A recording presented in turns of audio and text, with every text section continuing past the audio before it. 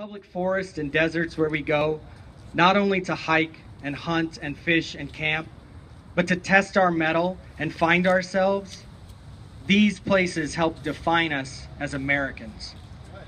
I believe in coffee percolating over a pile of coals while the air is still sharp and the inky black sky is filled with stars. I believe in old... This freedom is not just my heritage. This freedom is our heritage. So what will we pass on to our future generations? Another gate? Another fine? Another impediment created by the few owning what should belong to the many? Or will we protect the birthright, which is the wild freedom intrinsic to American society? Right. Thank you. There is nothing to keep this federal government from selling off the lands. I think that there's broad support in the House to continue the effort, to continue the research. I think there's a realization that things are not going to change overnight via some lawsuit or some innovative legal approach. But I think that there's a realization that we are going to have to tell our story.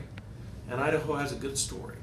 I mean, for the last 125 years, we have a pilot project that is working.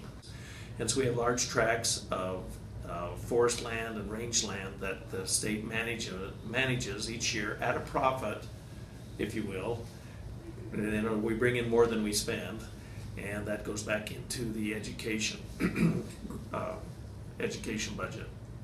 The good news is that it doesn't, biologically, our land management model is producing biological results that are on par with, if not much better than, and in some cases, much better than the federal land management model.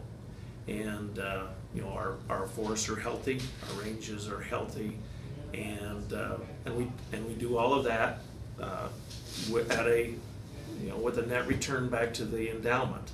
News, Rocky, is that our land management model is scalable. We can take it off of our land and overlay it on the adjacent federal land and expect similar results.